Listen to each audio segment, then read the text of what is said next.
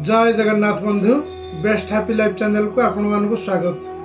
आज बंधु आम कथा वज्रंग बाण जो रोचे मंत्र भगवान हनुमान से उपर आम आज कथा आपन तो जानी समस्ते हनुमान चालीसार केते महत्वपूर्ण से, किंतु आज आम जानिबा वज्रंग बाण विषय।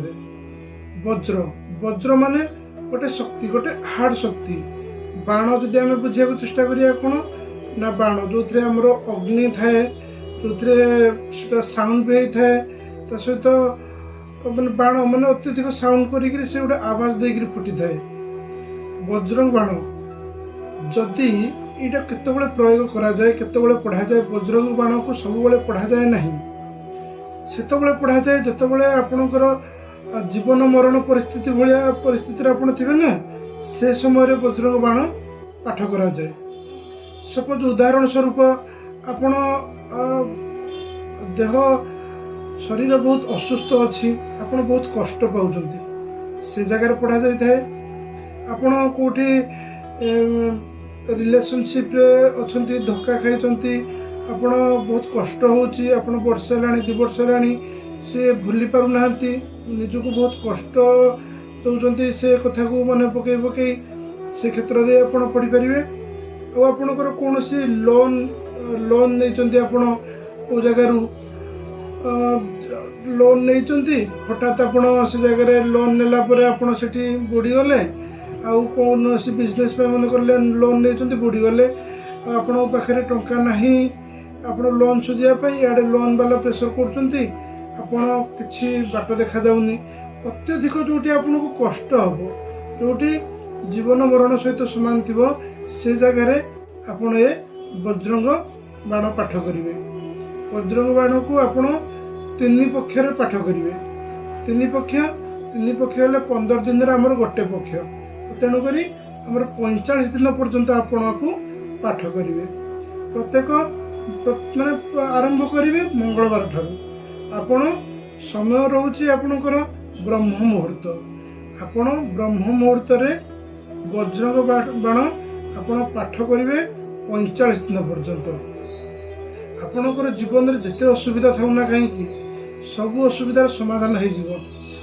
आपणकर जो कहली ना रोग कष्ट, आपणकर जो धार उधारी, जो आपणकर सपोज आपण क्या लव कर लव रे धोखा खाइले, जिते धोखा देले ताकू तो कष्ट हेनी ना, आपण को कष्ट होची, आपण से जगह भूली पारना, तो कौन हम पर मुहूर्त में आप से कथा को भावी भाविकी आपणकर देह में रोग सृष्टि हो, किसी फायदा नहीं, किंतु आपणकर रोग सृष्टि हो। तो आप से जगह आप पाठ करें।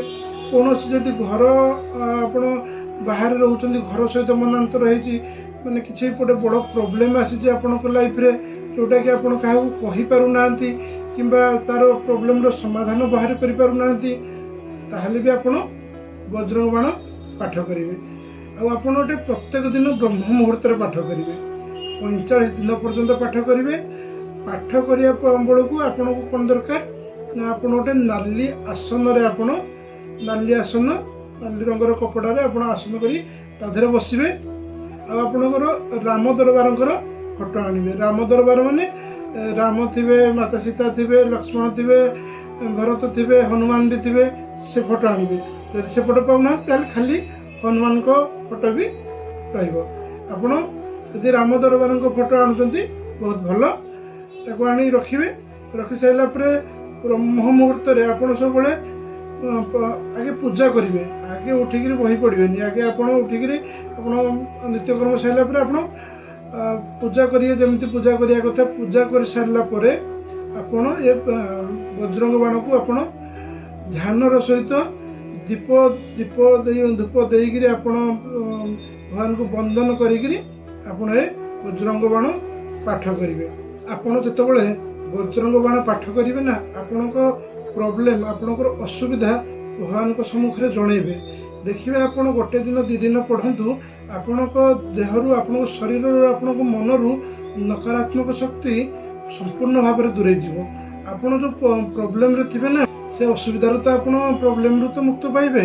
ता सहित आपड़ जदि कौन कारणवशतः आप डिप्रेशन थे ना आपको जीवन सारा भी आपको डिप्रेशन आसबनी आपको जीवन सारा आपको एत स्ट्रंग करदेव ना से मंत्र भगवान मंत्र आपको जीवन में जिते भी असुविधा आसता कहीं आप स्ट्रंग होकर से असुविधा सहित लड़ाई करेंगे किंतु मन रखु आप 45 दिन पर्यंत माने 3 पक्ष आप पाठ करेंगे तापर आउ पाठ करेंगे ना आउ ये बजरंग बाण को आपणकर सब पाठ करने कथा नुह यही सब असुविधा जो सम्मुखीन आप होती पाठ करूँ किंतु 45 दिन पर आपड़ यहाँ पाठ करेंगे ना किंतु हनुमान चालीसा यदि आप पाठ कर सबुदिन पाठ करूँ किंतु आपको आप ब्रह्म मुहूर्त करेंगे जार रिजल्ट आप तुरंत पाइबे आप तुरंत पाइला परे आप जहाँ भी देखिए जार एमती प्रोब्लेम होना आप निश्चित कहींपर जे आप एमती करूँ ये बजरंग बाण को पाठ करूँ आपण जीवन में